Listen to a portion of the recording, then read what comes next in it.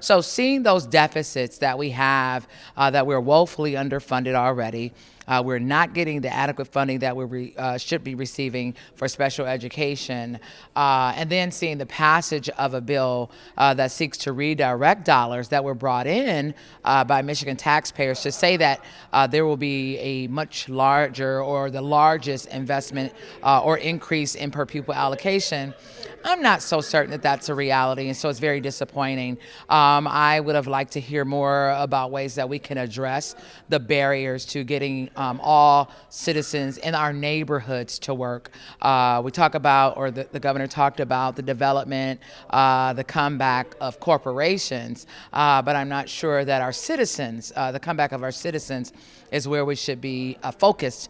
And far too often in our neighborhoods, our community meetings, I always get someone who was saying, we have young people who can't find employment. I got an inbox from a citizen early this morning on social media that says she's working at Burger King getting $8.90 an hour, I believe it is. And she was asking about the increase. Certainly we were supposed to have an increase. That legislation was passed to have an increase in our minimum wage, and she wants to know when is that taking place because she hasn't seen it reflected in her check.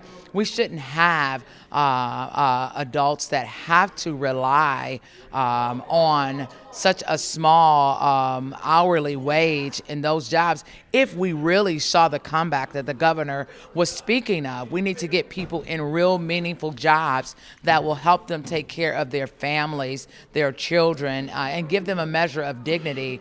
When he talks about us being one big family, I'm not certain that we're a family yet. I think we should strive towards being one Michigan, and we should find a way to check our partisanship so that we can be more intentional about bipartisan solutions like driver responsibility fees, affordable auto insurance, health care for all. We should be looking at those things and how we address that, but I'm not sure that we're there yet. And so I would love to hear the plan that the governor says he's going to roll out every day next week. I'll be waiting to hear it, but I'm not sold on the fact that we will have the largest per pupil allocation in the history of our school aid funding.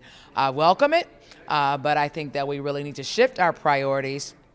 We're seeing a reduction in the number of citizens who are incarcerated, and certainly as that number continues to go south, we should free up additional money, because right now our priority is north of $25,000 a year on a prisoner, but in my community, $8,000 per pupil or less for students. So certainly you see this huge difference. Where is our priority? Is it on incarceration in the pipeline to prison, or is it truly on educating Michigan's children? Until we really turn our priorities around in that regard, we'll continue to see the dearth of talent that exists, and why companies like Amazon would not relocate here. When we close the door on any community for having access to a quality education, regardless of it being Detroit, Hamtramck, Highland Park, Flint, when we see that disinvestment in communities, and far too often communities of color,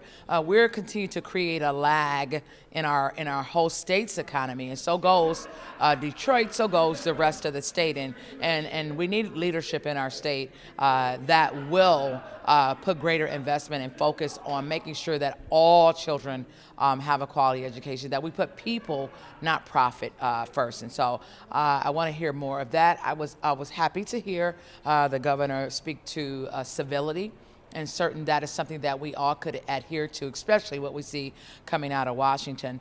But the policies should follow. We should stop drawing lines in the partisan sand and look at putting people before politics and profit.